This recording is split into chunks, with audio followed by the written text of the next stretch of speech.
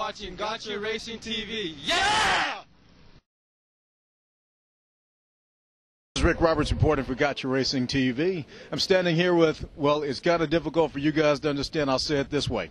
How about there's very few names in racing that stand out. Sure, you guys have heard of Petty before, but I'll tell you what, more common to everybody from Indianapolis to, well, the dirt tracks of, well, back in the day of Terre Haute. You've heard about Unser, and I'm standing here with Robby Unser. How are you, sir? Well, I'm okay. Okay.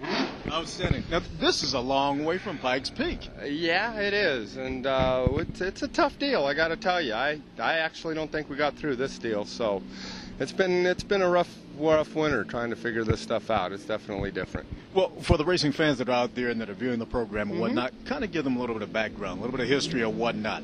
Well, for myself, God, about 39 now, and so for 30 years, I guess I've been driving all different kind of cars. So we've done Pikes Peak, Indianapolis, sports cars, sprint cars, stock cars, whatever there is out there, and this is my first chance doing drifting.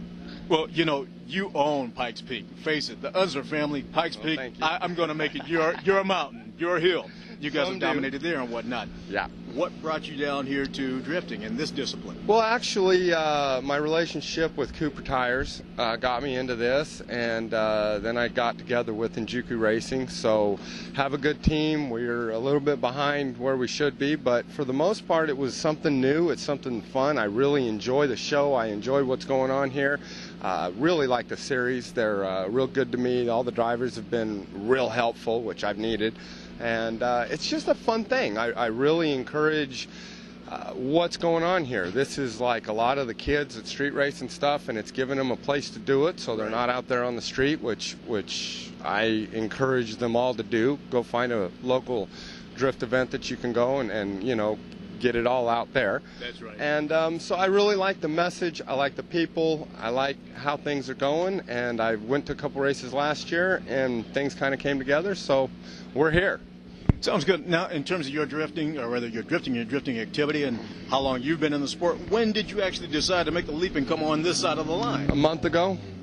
Well, there you have it. 1 month later, and he's right here in beautiful Long Beach. Outstanding. It's showing, too. We're not doing very good, but...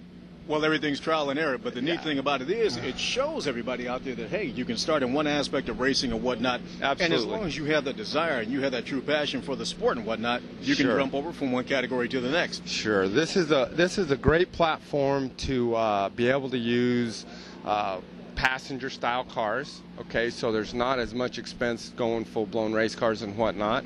It really is some great car control learning. The driving is difficult. I just have to say it that way. And I really encourage kids that you know are putting money into their car or anything, again, to find a local event. San Bernardino has them going on all the time in this area. And you know, call Reese Millen. He has a school, and get out there and try it. It's a lot of fun. You don't have to, you know, there's everything from low horsepower to high horsepower cars. Right. It's a great platform that everybody can kind of compete on a level together, and it's really fun to do. You know, real quick, you talk about the kids and getting them involved, and I like that particular aspect of it. Tell us, from say, a person who wants to get involved, you know, here it is, it's 30 days later pretty much for you. It's 1 month later. And in terms of being able to get involved and what it is that you do as a driver, say leaving, or in this case not so much leaving, but stepping over from, say, Pikes Peak and that type of driving. And for the guys that don't understand what Pikes Peak is all about, it's the epitome of mountain racing, if you will. It's a time trial course. There is the aspect and the art of four-wheel drift and whatnot. But can you give the viewers more so a correlation of that what style this racing relates to this style? I would have to say Pikes Peak is probably the closest to it, or any of your dirt track stuff. You know, because you're sliding a car, you have to control it. The dirt track stuff's one way, so Pikes Peak you're going to go both ways. So I'd have to say probably. You know, and even talking to Reese a lot, we both feel that it's the most similar to like the hill climb, or rally type of stuff. I guess is the other thing that I would kind of say that was what I would be close to. Yeah. Now, from a driver's standpoint, in terms of preparation and learning how to drive in this particular discipline, what do you find to be the biggest challenge? Well, the one thing that's very different is there's a lot of things you do I've spent 30 years trying to go fast and not get sideways, and now in the last month I find myself having to get sideways at odd times. So it's a timing thing as you drive, you know, like when you do what you do. Initiations, transitions, and these kind of things. And they're difficult to get. It really is difficult to kind of get a rhythm going on it, especially first race being at a place like this with nothing but walls everywhere. Yeah, it's a tough deal. But yeah, it's tough. It's not the same things you would go and do in grip racing. Honestly, I think if you go drifting first, you can move into grip a little bit easier. Probably than me having, you know, a lifetime under me already glued in on a certain way, and it's tough. I'm just finding myself struggling. I do semi-good on some things, but obviously I'm a little weak on some other areas, and we'll just get it around. Well, I'll tell you, I appreciate the honesty, and quite frankly, I think that's really good for the people that are viewing this, because they come to understand that, hey, it looks easy, it always looks simple. Easy. It's right? Far from that. And at the same time, something that you touched on that I think is extremely important, you mentioned the fact that they need to do this if they're going to be involved, get off the streets and come to a safe and controlled environment. Absolutely. So I appreciate that. That's something that, and the neat thing is everyone needs to know that it's available.